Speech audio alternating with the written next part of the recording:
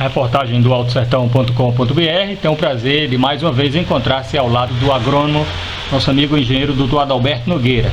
Restabelecendo sua saúde, a gente felicita pela sua volta a Cajazeiras e nessa conversa vamos analisar a atual crise hídrica, porque passa toda a população sertaneja, em especial a região da Grande Cajazeiras, região da Grande Souza. Queria que Adalberto fizesse uma explanação aí sobre a situação real de Buqueirão de Piranhas, São Gonçalo e Lagoa do Arroz. Seja bem-vindo, Adalberto.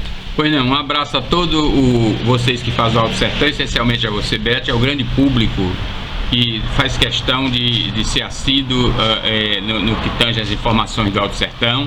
E dizer para você, quanto à minha saúde, eu estou na fase de recuperação, estou bem, estou esperando apenas a medicação chegar, a medicação importada, para que na realidade eu possa ter um tratamento da ordem de 90% a 95%. Devo dizer para você, com relação à questão hídrica, vamos cair na temática bem direta. Olha, em todas as reuniões, todas as entrevistas que eu fiz de 2 anos para cá, eu dizia de que nós, principalmente o ano passado das audiências públicas, que a Câmara me convidou muitas vezes e eu fiz questão de explanar, eu dizia que era hora de se ter cuidado, tratar a água como se fosse guerra atômica. Você não pode deixar que gere uma explosão de uma bomba atômica, porque se ela explodir, não tem saída. Se você deixar faltar água e não controlar antes, você também chega ao caos. É uma hecatombe pior, não tem coisa social pior do que uma população sem água. Pode levar a um verdadeiro desastre de comportamento. Nesse contexto está praticamente o semiárido nordestino quase todo. Para você ter uma ideia, a Paraíba, que chega a acumular quase 4 bilhões de metros cúbicos d'água, hoje ela se encontra apenas com 676 milhões de metros cúbicos d'água. E veja porque choveu no litoral, né? Aquela região do litoral e parte do Brejo foram muito favorecidos com o período de inverno deles. Mas no que tange ao sertão, Curema Mãe d'Água, que tem uma capacidade de 1 bilhão 555 milhões, hoje se restringe Curemas a Mãe d'Água 89 milhões de metros cúbicos, Curema 78 milhões de metros cúbicos d'água. Então praticamente ainda com compromisso de água para o Rio Grande do Norte. E abastecer até a região de Patos e outra região. Cabaceiras está com 69 milhões de cidades de projeto, mas tem um compromisso com 27 cidades. Então Campina Grande tem setores que não recebe, que está recebendo alguma vez por semana. E a distribuição da população é de 90 em 90 horas, no sentido de ficar algum líquido em casa, que é melhor ter pouco do que não ter nada. Com relação a Souza, recentemente se fez uma experiência da adutora que está sendo feita de Acauã para o sistema de Souza, tendo em vista, eu dizia que dia 15 de outubro São Gonçalo não tem mais água, bateu em cima do calendário. Então São Gonçalo hoje está com 1 milhão 200 e poucos mil metros cúbicos d'água. Se você na realidade botar algumas perdas significativas, praticamente em dezembro vai estar seco, você usando o material para fazer tijolo. Lagoa do Arroz hoje se aproxima de 4, muito embora os dados de projeto tragam 5 milhões, não tem isso mais não. Lagoa do Arroz está abaixo hoje de 4 milhões e meio de metros cúbicos d'água. E o compromisso ainda de Bom Jesus, Santa Helena e desses dias um pouquinho de água para São João do Rio do Peixe, que está comendo pão que o diabo amassou, 4 anos sem ter água. No que tange a Cajazeiras, Engenheiro Ávidos hoje, muito embora os dados da ANA do projeto expostos apresentem 19 milhões, Cajazeiras não tem mais que 16 milhões e 500 mil metros cúbicos d'água. Dentro da perspectiva do sol e do vento quente que sopra a partir de setembro, você tem uma ideia, em agosto, Buqueirão consumiu com evapotranspiração 1 milhão 213 mil metros cúbicos d'água. Em setembro, 1 milhão 111, já com contenção.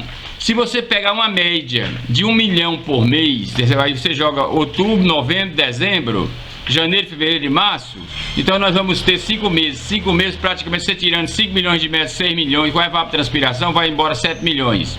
Se você tira de cima de 13 milhões ou 14 milhões, praticamente o Buqueirão vai estar num perigo de uma hipofitização, onde há uma mortandade de peixe muito alta pela falta de oxigenação. Vamos pedir a Deus que não aconteça isso. Esse ano, em Riacho dos Cavalos, a população viveu uma hipofitização. Agora, mais recente, a cidade de Acari e Currais Novos, no Rio Grande do Norte, viveram pânico.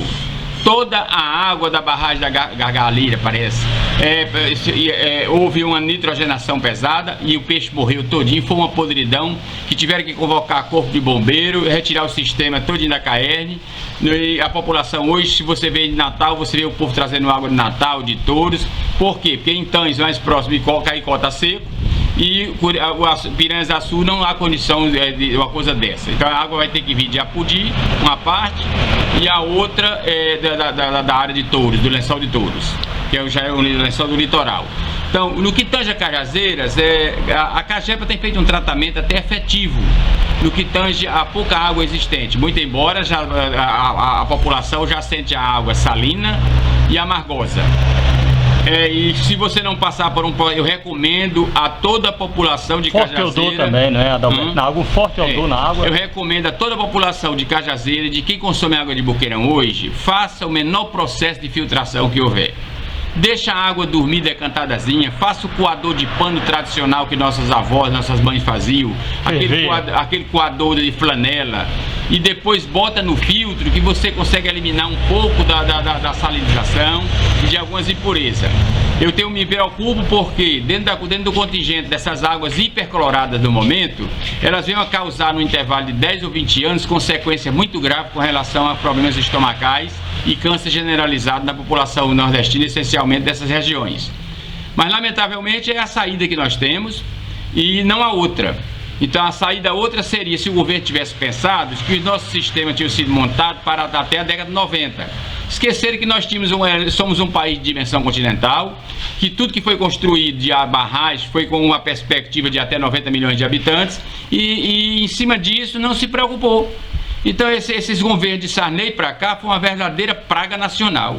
Foi o pior, aí tem exceções, eu vou dizer que Itamar não teve visão, teve. Quem equilibra um plano econômico daquele, Fernando Henrique com Itamar. Mas aqui pra gente, mas de 2004 para a sociedade brasileira, tá aí a reação que a população está tendo. Lamentavelmente o Congresso é frágil, é um Congresso que às vezes eu coloco como um lixo político, porque nós mandamos para Brasília o pior lixo de representatividade que nós temos na região. A preocupação deles é usurpar o dinheiro público e mais nada. Dentro desse contexto, se concebe que o país que fez a transposição do Rio Jaguaribe para o Rio Salgado, em 1958 e 59, esse país não tenha feito uma transposição do Tocantins para os Inhamuns no Ceará e para o São Francisco. Quando o engenheiro Alencar Aripe, eu tenho um projeto original de 1845, já exposto, todinho, a fenda da Lagoa do Jalapão, mas nossos governos não levaram nada a sério, não. Eles trabalham pensando numa reeleição e pensando na barganha que vão roubar. Nada mais do que isso. Adalberto, a preço de hoje, qual a perspectiva de inverno para o ano de 2016? Olha, dentro de uma análise de perspectiva, eu sempre gosto de traçar o perfil de duas análises. Uma análise estatística, que foi um trabalho muito bem desenvolvido por Girardi Teixeira na década de 70, e esse trabalho é um trabalho estatístico que denota um índice de assertiva de 89%. Em toda a configuração que eu tenho aplicado de Girardi Teixeira até agora, eu já estendi o quadro gráfico até 2050. Se você me disser hoje, Adalberto, qual a perspectiva de chuva para o próximo ano? Eu dizia apenas 25%. Porque é um ano que vai ter uma tendência das mesmas curvas de 58.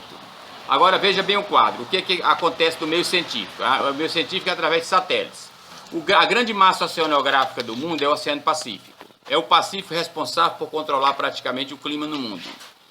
E o Pacífico tem desde 1978 se descobriu um fator chamado de que os peruanos e os chilenos chamavam de Nino.